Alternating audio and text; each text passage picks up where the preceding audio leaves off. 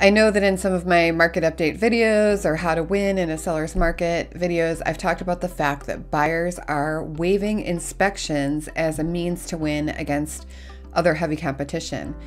I just looked at the numbers for April, and so far they say that this is happening about 57% of the time.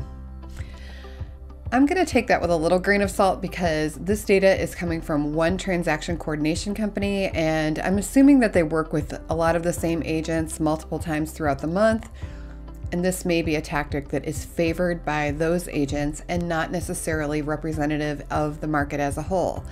But even assuming that that number is high, it is still happening a lot. So I've only had a client do this one time, and in this video I want to talk about when you might actually want to waive an inspection and how you can avoid waiving an inspection and still get your offer accepted. I really like them. I want my buyers to get them. So someone messaged me or commented wondering, when is this a good idea? Is it ever a good idea to waive inspection contingency? And I realized that I've really never talked about this aspect of waiving.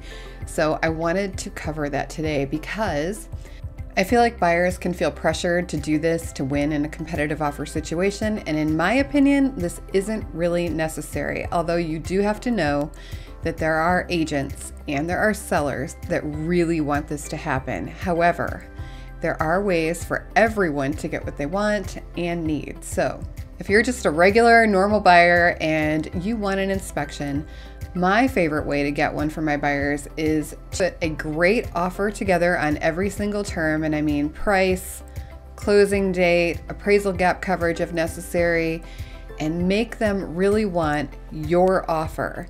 And then you write into the contract that you also would like an inspection. However, you're saying that you will not ask for any repairs that total less than X dollar amount as determined by a professional estimate. The amount that you choose should indicate that you understand that there will be a series of smaller things that the inspector is going to find. We pay them to find things, and they do find things on every single house, but that what you're really looking for are major defects that affect health, safety, or functioning of the essential systems. We're not going to ask them to do things like put outlet covers on or repair a screen. What you're looking for are things that you'd have to sink a good bit of money into, and that the seller really does need to repair for the home to be livable and sellable. The dollar amount that I often recommend is $5,000. Well, why this amount?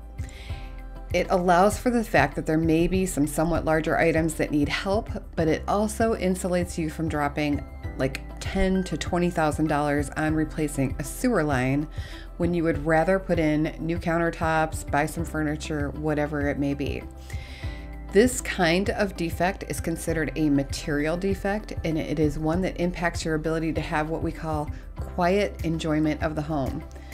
Once this type of defect is found, the seller or the seller's agent must disclose this. So if they choose not to work with you on correcting that problem, they are going to have to tell the next buyer that comes by that this problem actually exists. And that alone is a powerful motivating force to get them to agree to fix it and proceed with the sale. This also gives you the ability to walk away from the contract if there are like too many costly defects that the seller doesn't want to fix or won't give you credit for, or if the home itself just kind of makes you really nervous after seeing the quantity of things that need to be fixed.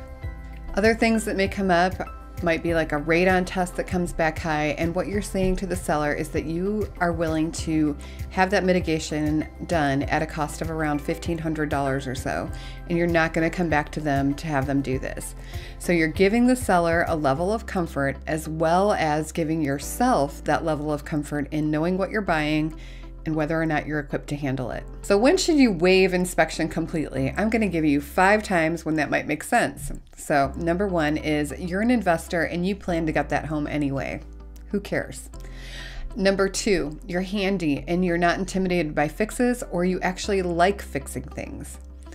Number 3, you have a healthy budget and you're an experienced buyer and you're able to really get a gauge of what may be wrong with the home and know what is urgent, what can wait, what you have the ability and means to fix as you're walking through the house to view it.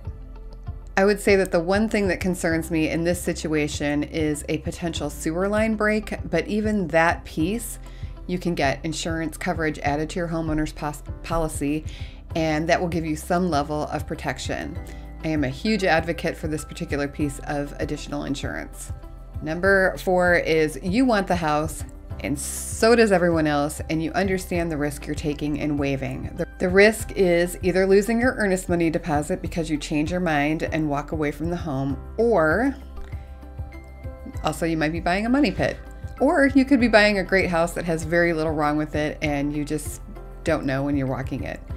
Number 5 is a situation in which you think that there is really very little that can actually be wrong, and what is potentially a problem will be covered by insurance or the homeowners association. So an example would be you're purchasing a townhouse or a condo. The exterior and grounds are the domain of the condo association, and they are responsible for the care and maintenance of that portion. I'm going to add an aside here to say that I would carefully look at the budget, the reserves, plans for any improvements, and know if there are special assessments coming.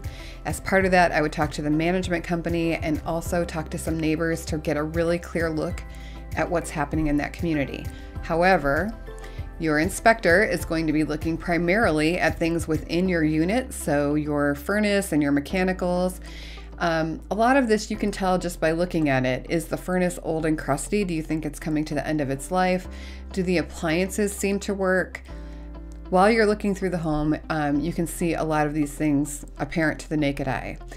If you like it, the price is right, and you're in competition, and you think that waiving an inspection is going to be the tipping point that makes your offer the winner, you can probably feel somewhat assured in that situation. You can always purchase a home warranty. It's insurance that covers the mechanicals inside the unit, and you'll have that extra peace of mind. I'll just end this by saying that an inspection is a good idea, and whether or not you waive, it's really a measure of your risk tolerance and your budget. If you're not someone that has a high risk tolerance or a high repair budget, but you can reassure the seller that you're not looking to nitpick everything, you actually will find a seller that's willing to sell to you. It might not be the first or the second seller you try, but there will be one.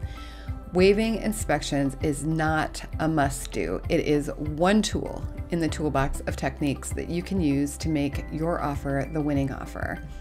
In this market, you really need someone on your side that's used to dealing with these kinds of questions and nuances and can look for a creative approach to get your offer accepted and make you comfortable with your purchase.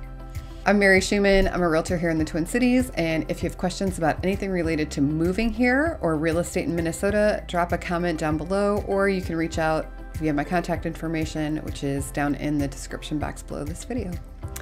Thanks for watching.